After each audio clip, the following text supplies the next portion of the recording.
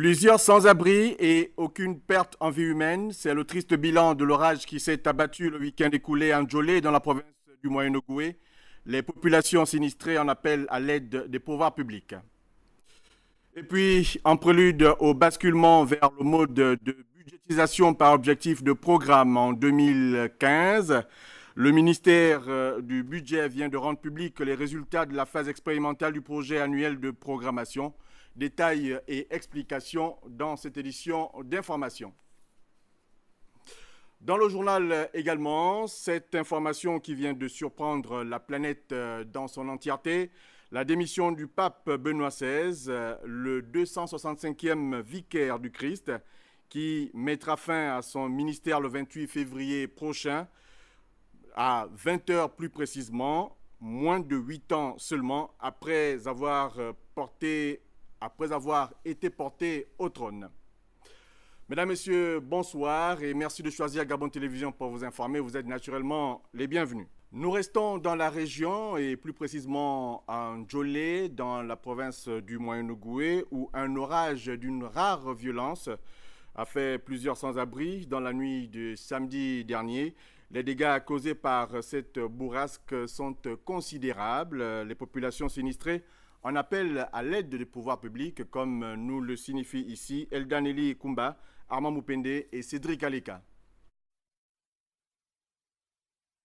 Tout le marché là, hein? On était tous dehors, ça était tellement dur, on ne savait pas comment ils devaient partir avec tous ces petits enfants que vous voyez là. Nous-mêmes, on n'avait pas dormi depuis hier.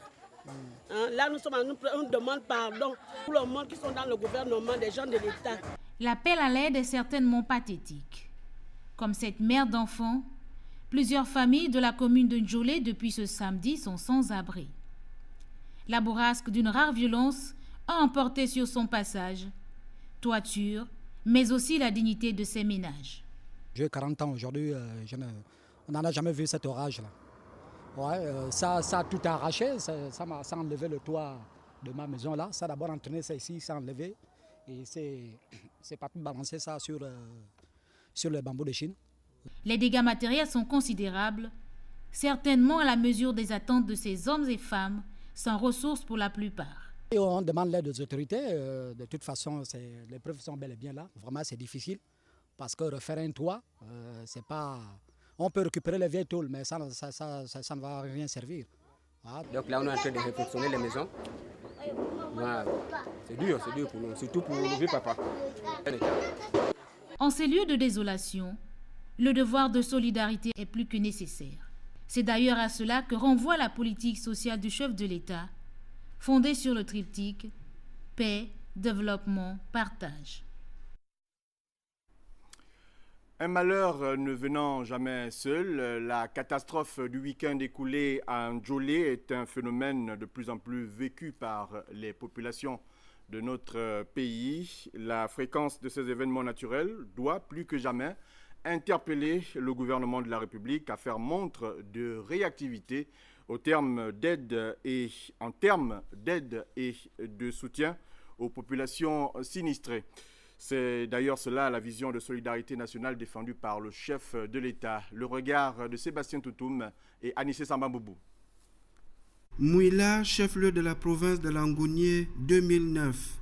Le chef de l'État est au chevet des populations. La localité a été frappée par des violentes intempéries aux dégâts matériels considérables.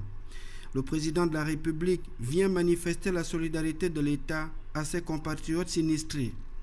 À Mouila, comme dans n'importe quelle région du Gabon, le chef de l'État n'a eu de cesse de démontrer que le sens de la solidarité est une des choses qui se doit d'être mieux partagée. La solidarité nationale, c'est l'un des fondements de son programme de développement pour le Gabon.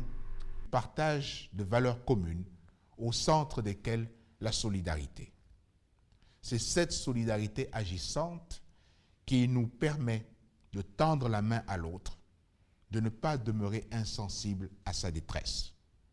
C'est fort d'une telle valeur que nous avons pu bâtir une nation et un État.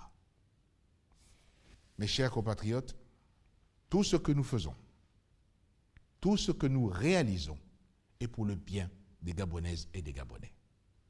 Matérialiser au quotidien cette solidarité, Le gouvernement dispose des structures appropriées avec vocation de soutenir les couches populaires les plus faibles, améliorer leurs conditions d'existence, mais aussi pour des appuis multiformes en cas de sinistre naturel. Pour mieux faire face à ces périodes tristes, les populations ont besoin de soutien. C'est donc à ces structures gouvernementales de solidarité sociale de faire montre d'une plus grande volonté d'action sur le terrain pour une prise en compte rapide des cas de sinistre. Les lenteurs souvent constatées ne permettent pas du tout de bien mesurer la mise en pratique de la philosophie du chef de l'État en termes de solidarité nationale, alors que le cap est bien fixé. Chacun doit prendre la pleine mesure de ses responsabilités et conscience de sa contribution à l'avancement de notre pays dans l'intérêt général et le bien de tous.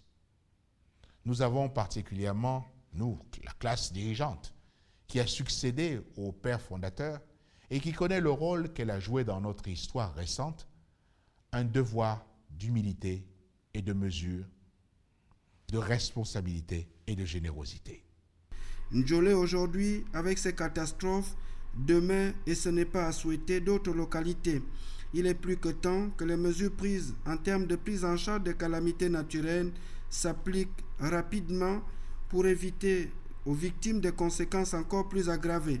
C'est sur tout cela l'expression de la solidarité nationale vue par le chef de l'État.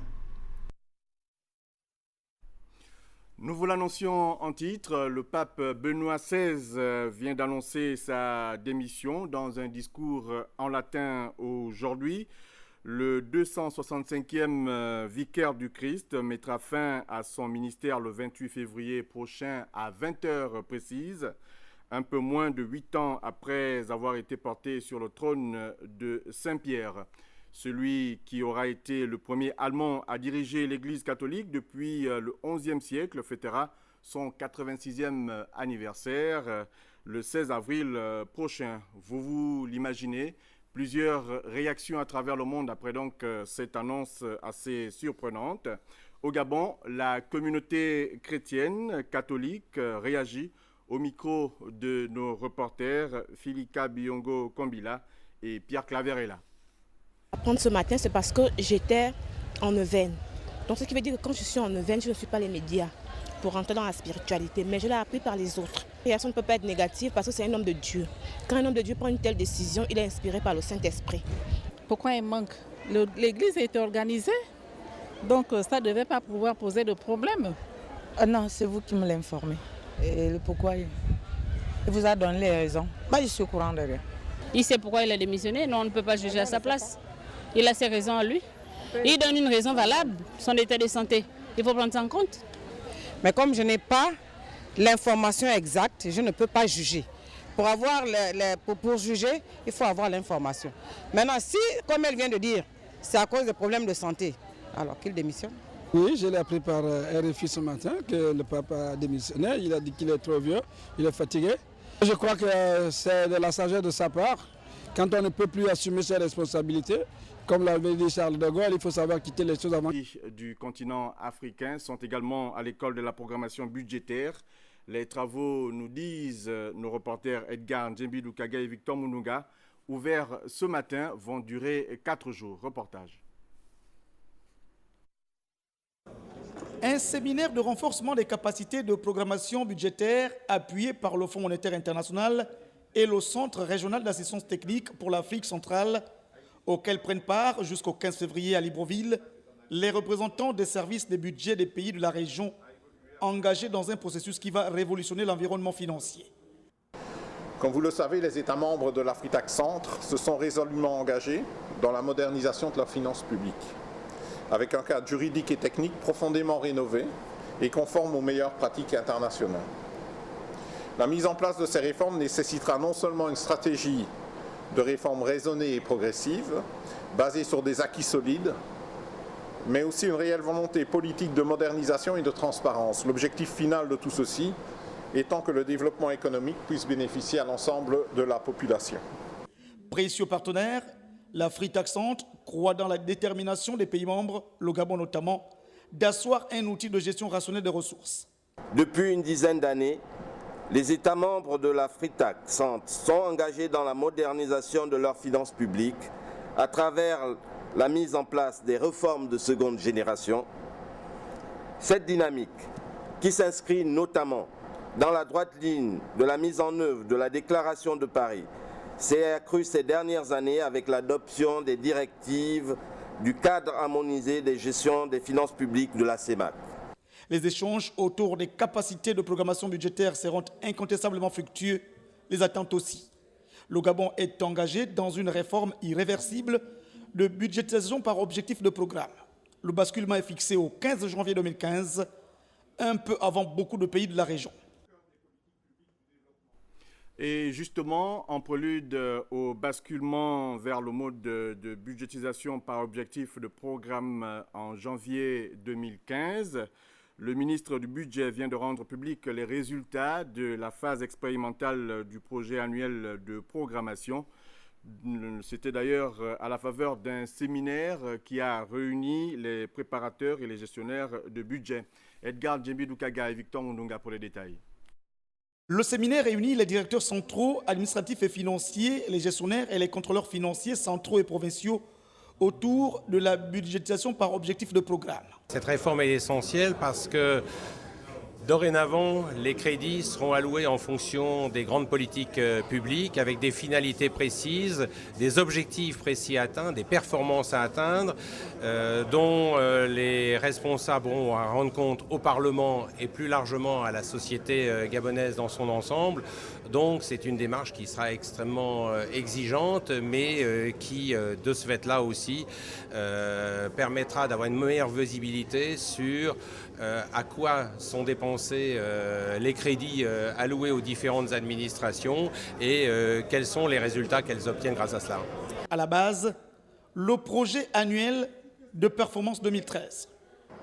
Des 20 programmes retenus pour expérimenter la démarche de performance, 17 sont parvenus à élaborer le projet annuel de performance, parmi lesquels le nôtre.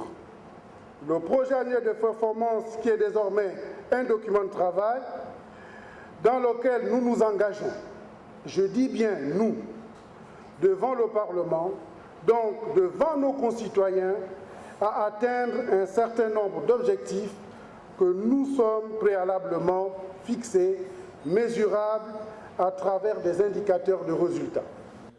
Lisibilité dans la gestion de l'argent public, performance dans la dépense ou encore obligation pour les gestionnaires de rendre régulièrement compte. Pour le ministère du Budget, les attentes qui rejoignent la vision du chef de l'État sont immenses.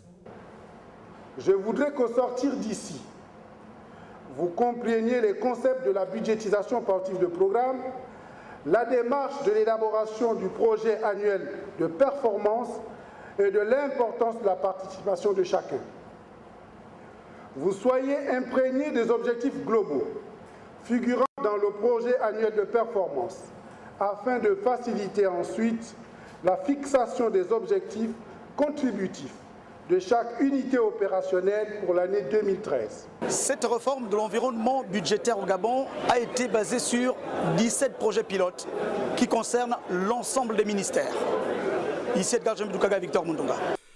Merci à Clément Minier pour la précieuse collaboration du côté donc de la réalisation de cette édition d'information en compagnie donc de toute l'équipe d'antenne.